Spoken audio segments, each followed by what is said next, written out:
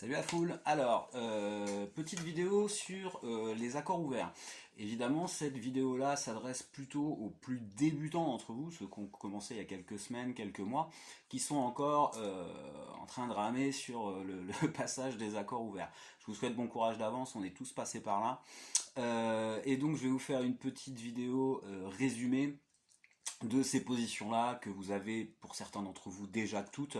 Ça permettra juste de préciser quelques doigtés, etc. Donc ces accords ouverts, on va pas les apprendre dans l'ordre qui pourrait paraître évident, do, ré, mi, fa, sol, la, si, etc. On va plutôt les apprendre dans l'ordre dans lequel moi je les enseigne à mes élèves débutants. Le but est pas d'apprendre les accords dans un ordre particulier, mais surtout, on va dire, par ordre de complexité croissante, c'est-à-dire du plus facile à jouer, du plus simple, à ceux qui vont devenir un petit peu plus compliqués, d'accord? Donc le premier accord qu'on va apprendre, alors comme vous savez, je cherche toujours des médiateurs, j'en ai plein les poches, mais j'en perds tout le temps. Alors, donc on va prendre, voilà, il était là.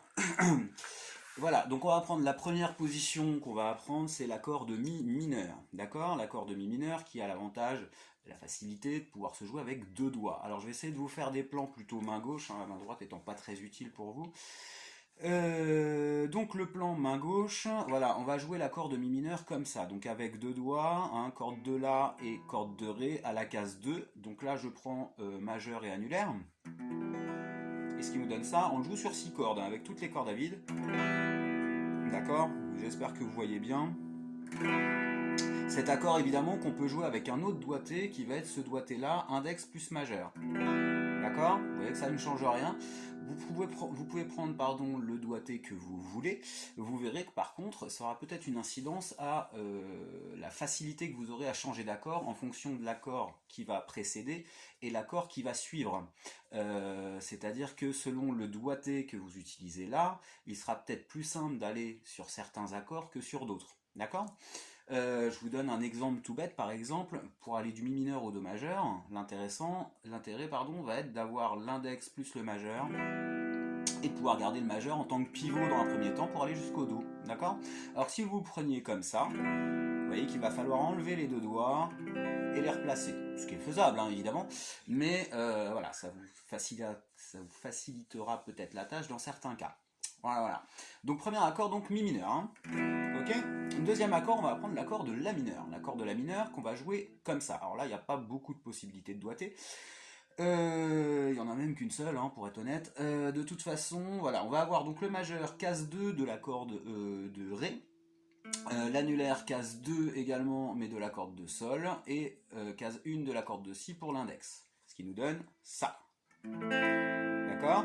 On fait attention au doigté, d'accord? Hein, être sur les bonnes cordes. Ok, ça marche pour vous? Voilà, donc ça, ce sera le la mineur. Ensuite, on va apprendre l'accord de do majeur. Alors, vous voyez, quand on vient du la mineur, d'accord, le do majeur va se jouer comme ça.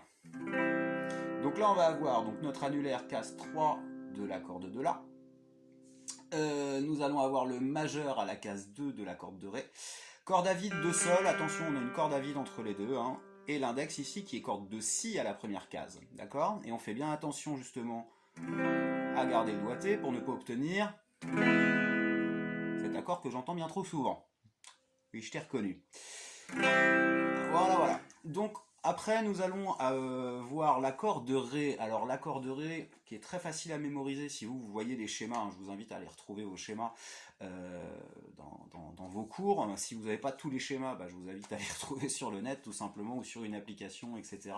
Hein, les accords de guitare sont un secret pour personne, on les retrouve partout sur internet, dans des applis, etc.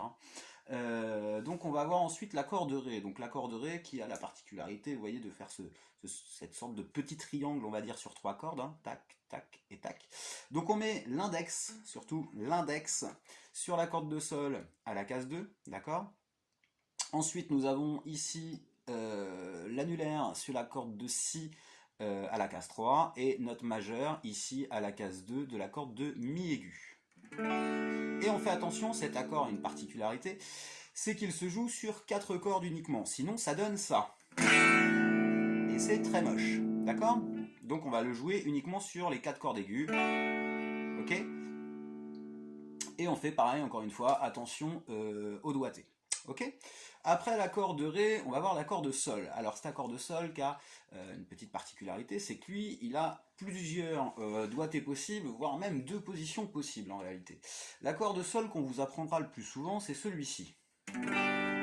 D'accord? Donc on a le majeur, case 3 de corde demi-grave, l'index à la case 2 de l'accord de La, l'accord David de Ré, l'accord David de Sol, d'accord?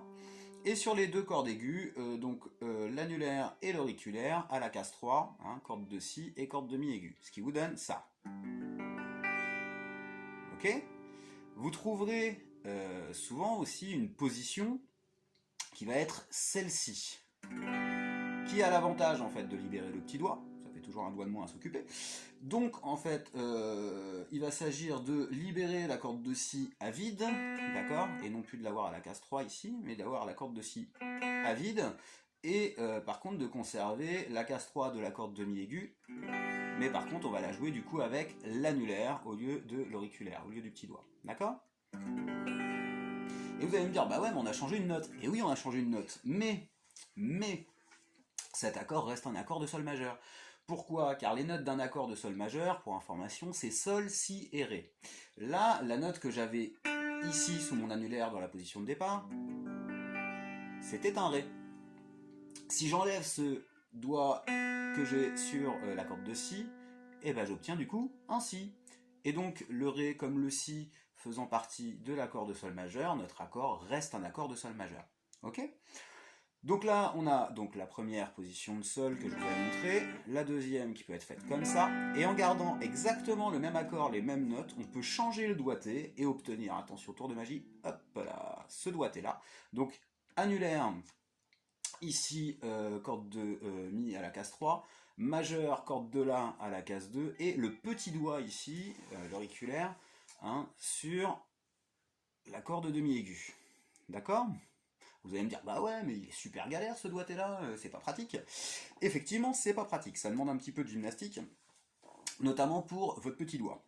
Ok? L'avantage par contre qu'il va y avoir, imaginons que vous veniez d'un accord de Do majeur, va te faire Do majeur et Sol majeur. Vous voyez un petit peu la gymnastique que ça donne. Par contre maintenant, si je le fais comme ça, Do majeur, Sol majeur, Do, Sol, Do, Sol. C'est quand même beaucoup plus simple, on est d'accord? Donc vous voyez l'intérêt de connaître les différentes positions de cet accord-là. En réalité, on en a 3, hein, je vous refais un petit résumé. Celle-ci, celle-ci, et donc celle-ci. D'accord? Ensuite, nous allons voir l'accord de Ré mineur. Alors, l'accord de Ré mineur, qui est un doigté pas forcément très confortable au départ, qu'on va utiliser comme ça. Donc là, on va jouer notre accord sur 4 cordes. Hein. Les 4 cordes, on va supprimer les 2 cordes graves, corde de Mi et corde de La. D'accord? On va commencer par l'accord David de Ré, tout simplement. Ensuite, on va avoir le majeur à la case 2 de la corde de Sol, l'annulaire à la case 3 de la corde de Si et l'index à la case 1 de la corde de Mi aiguë. D'accord? Qu'on peut aussi, petite variante, on peut remplacer l'annulaire par le petit doigt. Voilà, ce qui va nous donner ça. Je ne sais pas si le doigté est bien clair là. D'accord? Ce doigt là ne sert à rien. Hein. Ok? Donc ça c'est pour l'accord de Ré mineur. Ensuite on va avoir l'accord de Mi majeur. Alors si vous connaissez l'accord de Mi mineur, il va être relativement simple. Mi majeur ça va être cette position là, c'est-à-dire en gros c'est ni plus ni moins qu'un Mi mineur, d'accord, qu'on faisait avec 2 doigts, en l'occurrence majeur annulaire, et on va rajouter notre index ici, corde de Sol à la case 1, ce qui va nous donner cette position-ci. Je ne sais pas si vous voyez bien, c'est pas évident hein, avec la caméra, je suis pas un grand youtubeur, hein, désolé. Donc cette position de Mi majeur, à ne surtout pas confondre avec cette position de La mineur. Oui, bien joué, bravo.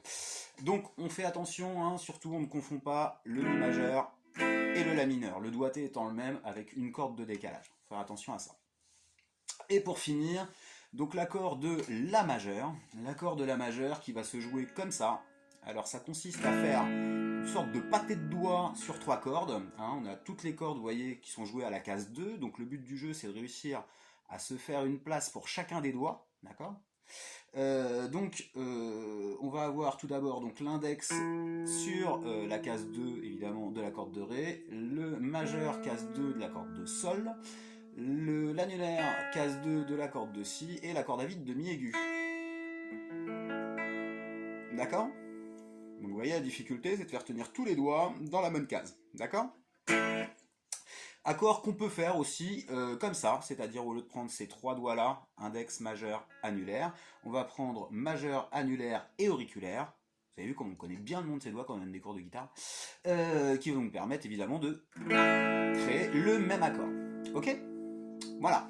Alors, 2-3 petits conseils. On garde dans un premier temps, quand vous commencez à apprendre les accords ouverts, vous verrez que vous changerez après, mais quand vous commencez à apprendre les accords ouverts, on vous conseillera de garder le pouce derrière le manche. Hop là, pardon, pour vous donner un petit peu de force. Vous voyez ? On appuie comme ça, c'est le pouce qui va vous permettre de créer avec vos doigts une pince afin de pouvoir bien poser les cordes sur les frettes. D'accord ? Donc ça va être le premier conseil. Vous verrez qu'après, avec l'habitude, évidemment, vous ferez les accords comme moi je les joue, avec le pouce au-dessus. En réalité, il y a toujours un point d'appui. Le point d'appui, il est là, d'accord ? Il est, en fait, je prends plutôt la base du pouce. Et autre point d'appui, je ne sais pas si vous arrivez à voir ici, là, je prends en fait la base, vous voyez, la base de l'index, là, qui vient caler le manche, voilà, pour faire mon accord. Et c'est ça qui me donne de la force.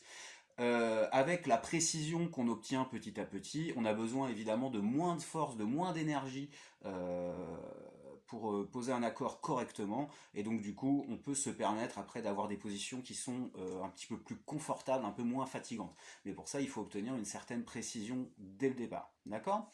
Autre chose, on fait attention à jouer avec le bout des doigts, d'accord ? Vous pensez les ongles courts, d'accord, très très courts, parce que tout simplement sinon vous avez l'ongle en fait qui prend la touche avant que vous ayez réussi à aller poser la corde sur la frette, et donc forcément ça ne marche pas bien et vous êtes obligé de jouer avec les doigts à plat, ce qui marche encore moins bien. Donc on joue bien au maximum, vous voyez, avec le bout des doigts, surtout pas les doigts à plat comme ça. Je ne sais pas si vous vous rendez compte, mais là en fait si je joue avec les doigts à plat, je vais jouer ma note là par exemple, ça va marcher, par contre mon doigt touchant les autres cordes vont pas sonner. Donc du coup, ça ne sert à rien. Donc voilà, on s'applique à essayer de jouer donc avec le bout des doigts. On essaye de jouer, pareil, le plus possible auprès des frettes, d'accord ? On joue pas au milieu de la case comme ça, parce que sinon, vous voyez, ça ne marche pas. On joue bien au bord des frettes, d'accord ? Ce qui va faire que on aura besoin de beaucoup moins de force en fait dans chacun de nos accords. Ça marche pour vous ? Voilà, donc je vous laisse sur cette petite vidéo sur les accords ouverts. Encore une fois, je vous précise, si vous avez des questions, des choses que vous n'avez pas compris, des choses que vous n'avez pas bien vues, parce que comme je vous dis, moi je fais ça, je fais des vidéos, je les fais one shot avec mon téléphone portable, donc je ne suis pas hyper bien équipé pour vous faire des angles de caméra spécifiques pour les accords, etc. Donc voilà, j'essaie de faire ce que je peux, mais je reste à votre disposition pour vous aider si voilà, vous avez besoin de précisions complémentaires. Voilà, bon courage à tous, à plus tard.